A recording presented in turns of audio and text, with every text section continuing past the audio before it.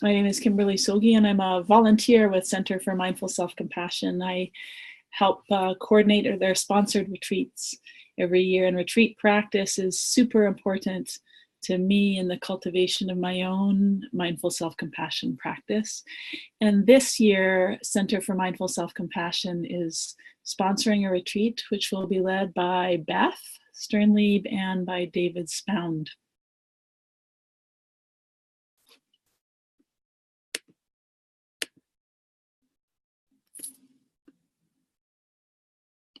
Can we unmute you, Beth? Okay. There we go. Okay, next, and I'm all yours. Okay. Okay. Hi. Hello, Beth. Thank you so much.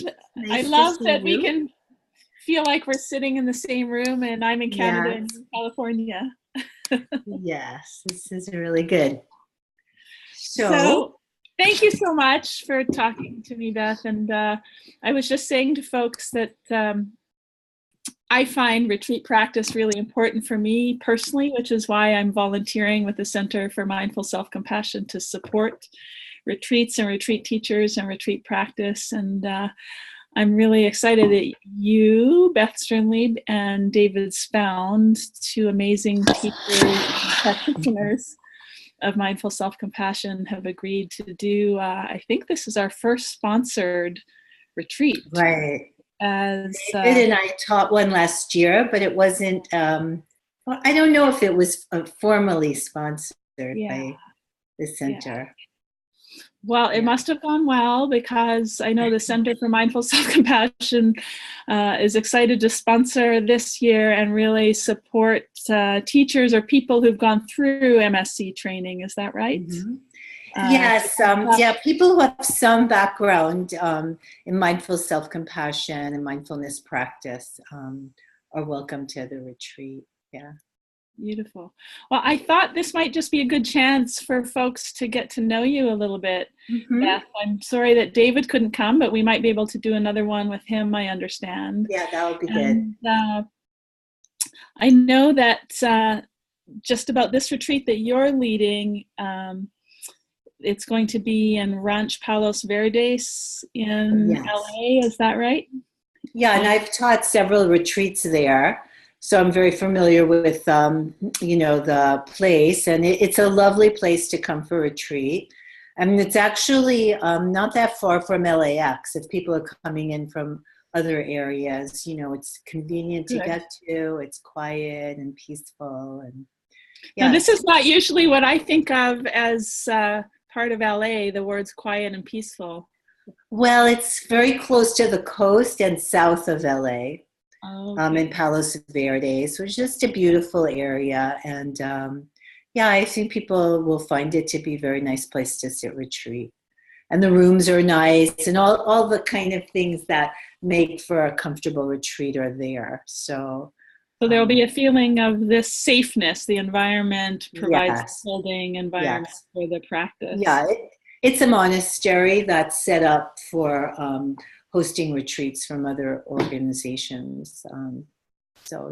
It's good. Good place. Well, Beth, maybe you could start, and I'm still getting to know you too, but I know that you're a co-guiding teacher. Is that right, at InsightLA? Yes, I'm one of the senior teachers there. I was there when InsightLA started. It actually started in our living room. So one of the main student groups started there. And I had been a meditator and practitioner, and really wanted to see insight practice and mindfulness practice have a center in LA. And with Trudy Goodman, who is our founder, several of us got together, and we made a place called InsightLA, where many people come and practice now, and where we offer mindful self-compassion classes. And Chris and Kristen came and taught there, and several people who were teachers were there at that workshop. And then we all went to, maybe it was the second training that they did up in Northern California. So there's a large MSC community in LA. Beautiful. I did not know that little bit of history of the development of Yeah. mindful self-compassion practice. Uh-huh. That is so cool to learn. And the connection of roots between the Insight community and the mindful self-compassion community. That's cool to learn. Yes, yeah. It's a very much part of the philosophy of how we teach at InsightLA. So it was very, we're very happy to offer it. Um, and also to be participating in the retreat, which, it's really an important practice for people who want to deepen their practice and kind of explore the teachings without the disruptions and distractions of our very busy lives. So, it's really sweet. Beautiful. And as I said, David and I taught the retreat last year. And, the mindful self-compassion teachings make retreat practice, very easeful. And, it's the perfect kind of attitude of mind and heart to bring to a retreat. So it's a very beautiful practice to do in a retreat setting, really. Yeah. Well, you started to answer my question then, because I was wondering, for those who maybe haven't been on retreat or had an extensive retreat practice, as a teacher, from your perspective, why would someone go on retreat? Well, I think, the intention of our practice is to befriend our heart. And to befriend means to be intimate with and get to know more deeply. And the retreat actually is set up for the ideal environment to do that. So that's the purpose of retreat. We are in silence in retreat, but that's not the purpose. That's actually just one of the things that's offered to help with a deeper purpose, which is to really explore the mind-heart in a loving, friendly, mindful way. So, I think for anyone interested in going deeper, we kind of provide the conditions for that to happen, where you can have a sustained practice without the disruptions of our ordinary life. And, the retreat container that we put together for our last retreat, and we'll repeat again, is a very gentle one. It's really enables people to feel safe, which also helps with the practice of going inward, and supported, and it's friendly, and you're there with other people who share the same interests. So a very warm community forms, and it's not, the silence part of it is really a gift. It's like an offering, that you don't have to talk. You don't have to kind of do all the work that's required for our social kind of interaction. And you can kind of be friendly and in a silent way with others, so that you get to reconnect with yourself more deeply with support of a community of like-minded people. So I love this phrase. Is just rolling around in my mind, and I'm savoring it. The idea of befriending your heart. And you're describing all these conditions where a friendship can germinate and be nourished, Yeah. So much safety and generosity in that. Yes, and people have been doing this for thousands of years, going on retreat, and the practice continues because people find it so beneficial. So I think it's natural that you would be nervous if you've never done it before. Sure.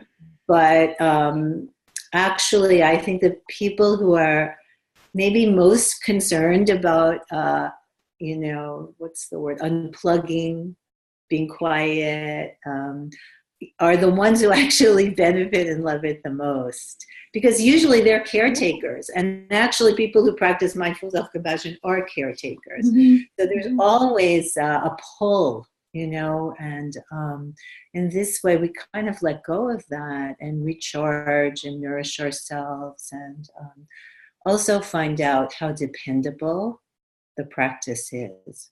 kind of increases our confidence in practice. I can hear that, the opportunity to really trust the practice over an extended time. Well, that brings me to another question, and this sounds amazing, but it also sounds a bit daunting, right? And I hear your intention for safety, and I really trust the experience and wisdom that both you and David bring to the practice, but really, is this open for beginners? Very much so.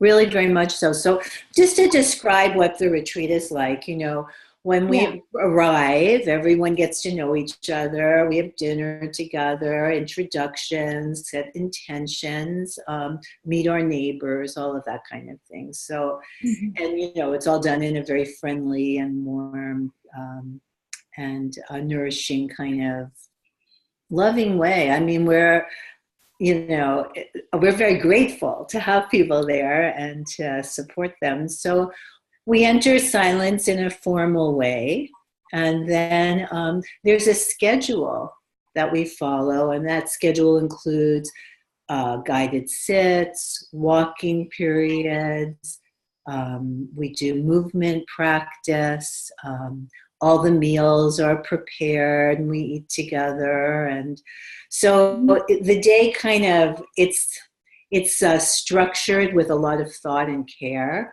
to make it manageable for people. And then there's time for rests and taking walks and sitting outside and watching the birds and, you know, hearing the sounds. I like this. I like the description of the gentleness of it, because I've had someone describe to me it, like a retreat experience. She felt a bit like it was like meditation jail. So it's not. I know a lot of people feel that way, or you know I can feel like the fear arising. It's really not like that. It's more like meditation heaven. Jail. It's like I would say it's like meditation heaven. Meditation heaven. Yes. That sounds. You know, I mean, of course, there's ups and downs on a retreat, but there are in our everyday life too. And so, you know, we take that with us wherever we go. But on a retreat, the conditions are such that we can actually use our practice and explore our practice during all those ups and downs of the day. And also, if ever there's a need to talk to a teacher, we're very available to that. So there's not a strict silence. And there's also interviews with the teacher. And those are scheduled in as well. So, you know, it's... you could count on a break to be able to speak, or, you know, if you were struggling, like what absolutely. Could happen? If you're struggling, you'll just ask a teacher for, you know, to meet and to talk. And that's, you know, our joy to help. So it's not set up that the success of the retreat is determined by how few words you speak. That's kind of, you know, the silence looms big because it's unfamiliar. But it's really almost like a background of the retreat. It's not the really primary experience, I don't think. It's more the freedom to not talk, to relax, to put your feet up, to just sit and watch a bird, or, you know, enjoy the plants, in a way that we don't get to do in our busy social lives.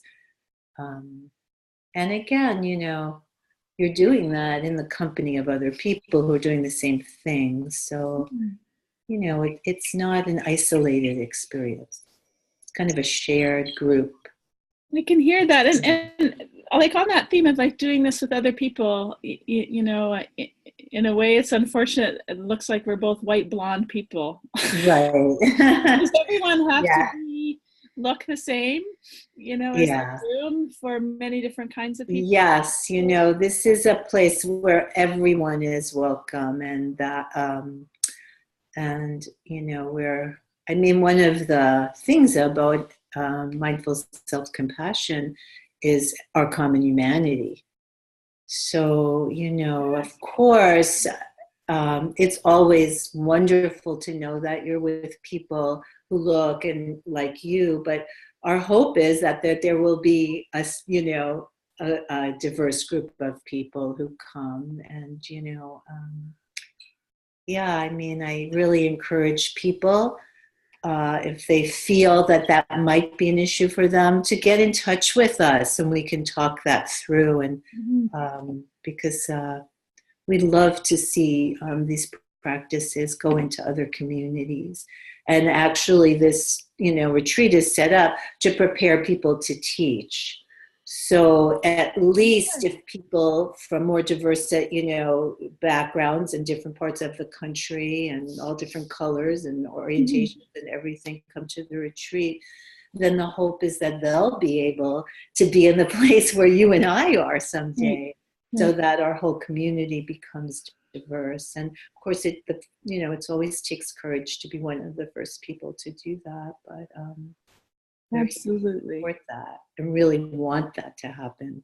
We need each other, and we need everyone, and that's one of the things I love about mindful self-compassion practice, is that connection to common humanity. All of the brilliant, beautiful forms. Yes. Yeah. So yes. Well, I'd like to hear about definitely we should talk maybe about, for people who are interested in like teacher training and meeting requirements and that, but I know that's not likely the first reason you ever did a retreat. No, I mean, so I'd love to know why you do retreats and why you love retreats.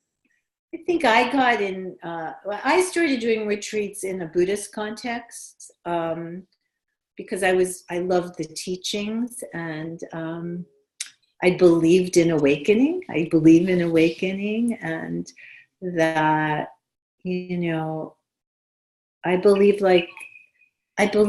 that in order to awaken and to explore these teachings deeply and to know ourselves, that there's some benefit to stepping into the unknown.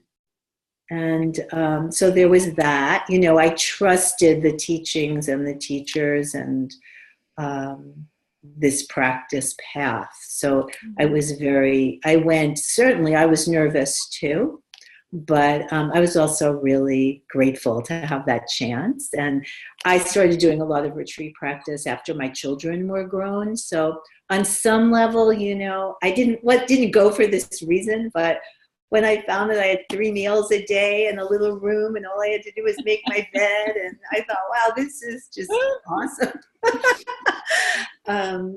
Pretty sweet. Let someone care for you. Yes. Yes, because that's the thing I think people don't realize when they think of retreat as prison, is actually, it is like practice heaven, because the people who are caring for you on the retreat really care.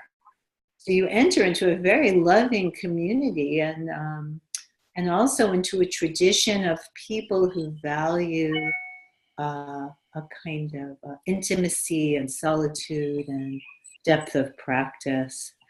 And, those of us who have that love and appreciation of this aspect of life, it's not mirrored that much for us in our everyday life or in our culture. So it's kind of like finding home. It's like coming home to a place where you can really be yourself. And, I'm really getting a feeling of being in your presence. Yeah. The heart. It's pretty special. And actually, the retreat that David and I taught, one of the fun parts for us was reading the evaluations, and people actually did have that experience of going deep and feeling safe and happy, and a kind of, a very gentle sort of, loving, way of kind of, creating community, sustaining practice, finding your edge. So there is something about finding your edge in practice, and then kind of growing and expanding and opening and including more and more of ourselves in our practice, in our friendship with ourselves, like we were talking. That is something you can feel in someone. So for people who are interested in teaching, if you've expanded and opened your practice in a wide kind of inclusive way, feel that. And it's really an offering to others. And then to be doing it in the context of a teacher training, you're really practicing for the benefit of all beings. And even for those of us who don't teach, that kind of depth of relaxation and ease that comes from cultivating a trustworthy response to challenges. It's a big offering in this world. It really is. People can feel it. I really love that idea of encountering more of the multiplicity of selves in the space. There's one face maybe that we get familiar with in day-to-day life, and maybe a whole community that never gets attended to. So this is and those are some of the best people. Those people, those are some of our best selves. The really true heart of hearts is good. Is a good person in there. And so to really meet that person and give them chance to live and breathe and grow and be acknowledged is really, it's a gift. It's really a gift that we give ourselves. It's not it's not like prison. Not at all. No, I'm not getting any sense of a prison from you. Very much this welcoming and opening and even celebrating the multiplicity of selves, the aspects of us that maybe aren't celebrated in everyday life. And the other thing is that the meditations that we do on the retreat are from the MSC curriculum. So it's not like we're going to be thrown a lot of new things. It's really, mostly these things are very familiar.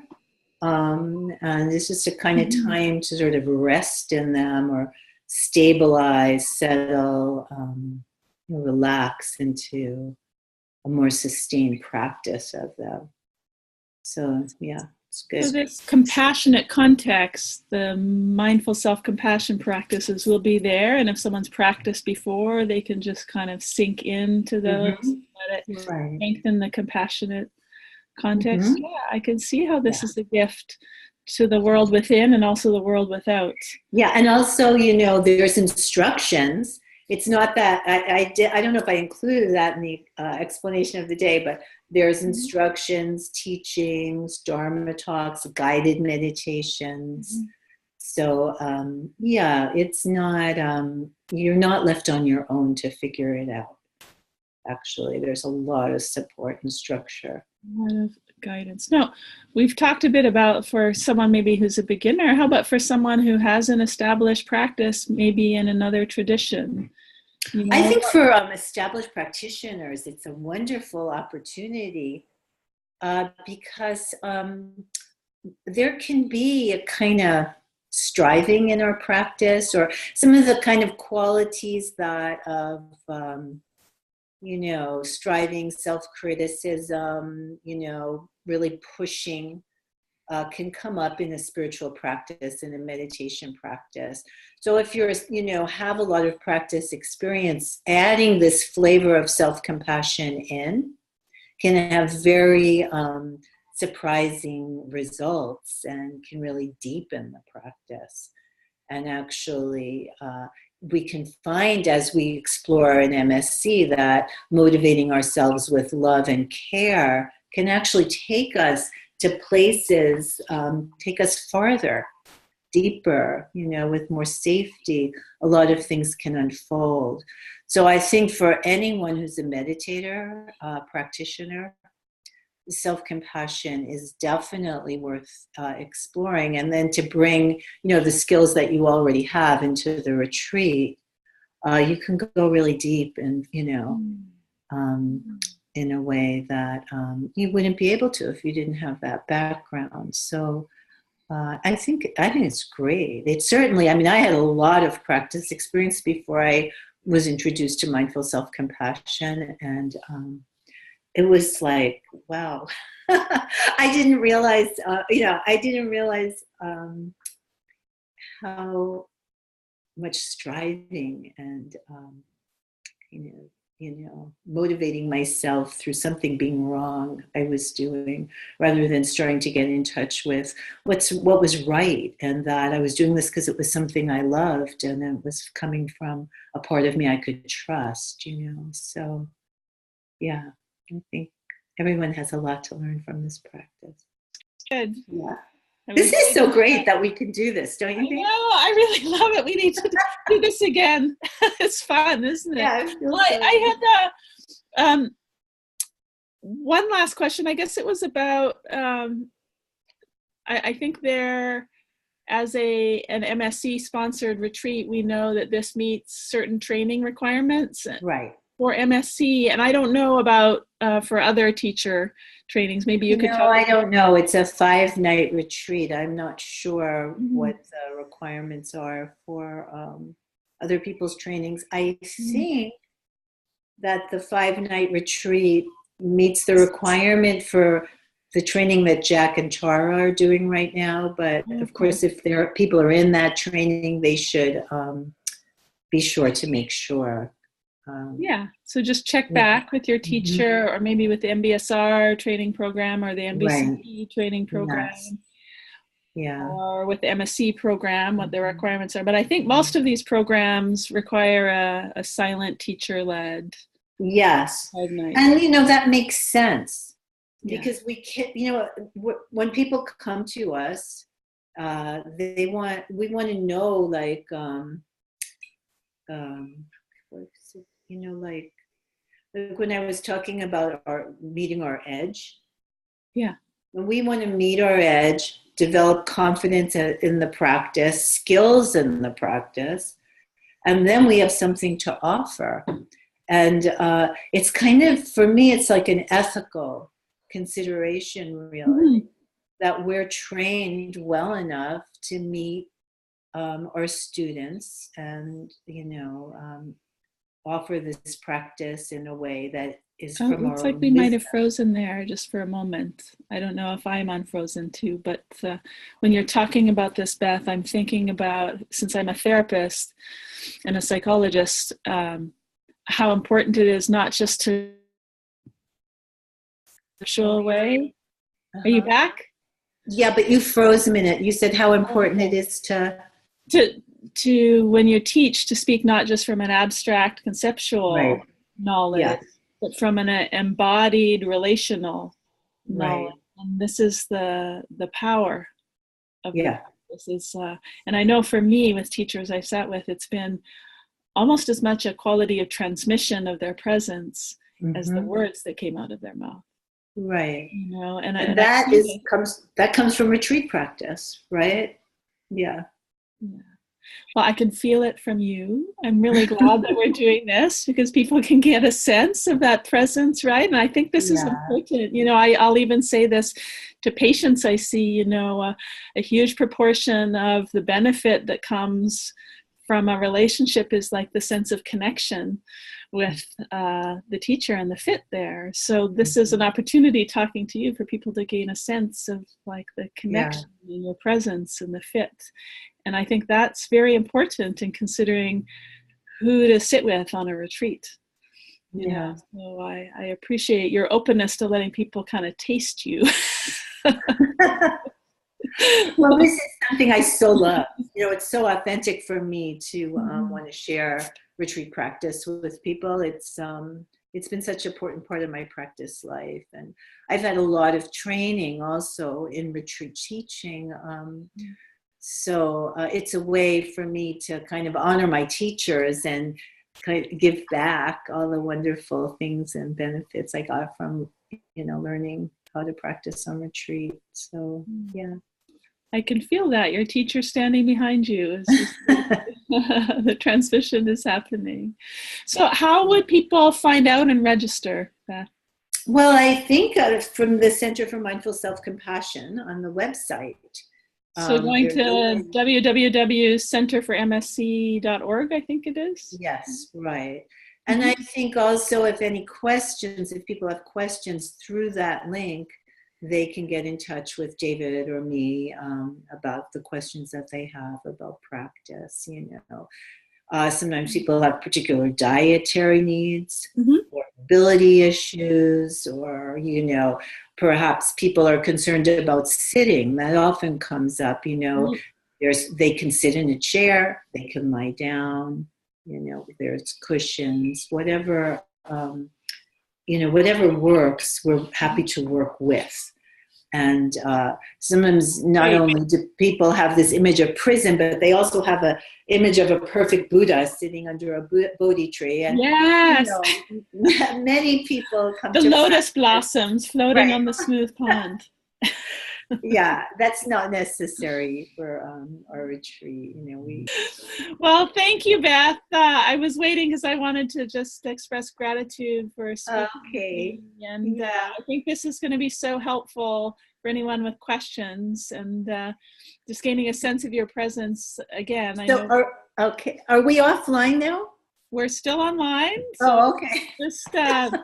Just saying goodbye, and we didn't finish up with where people would call. You said you and David would be open to answering questions. Do people just call Center for MSC and they find the contact information? Yes, I think people should go to the website, and there'll be somehow, there'll be a place to email for information, and then we can follow up and do that kind of thing together. And I assume that David and I also might come back so people can meet David also. Fabulous. Well, I look forward to doing this again and with you and David together. It's such a delight to just share your love of retreat practice. And I wish I could be in LA with you. You need to do this. I do too. I wish you could come. Where are you actually, Kim? I'm in Ottawa, Canada. So I'm about 6 hours straight north of New York City. Okay. Well, and I'm in LA. There's snow on the ground. Yeah, we're having rain in LA, which is very unusual and very welcome. Well, I hope so. We hear about the fires, so we want there to be lots of lush rain coming down in LA. So thank you, my friend. And okay, all right, take care. So we'll speak soon. Okay, we will. Take care, Kim. Bye-bye.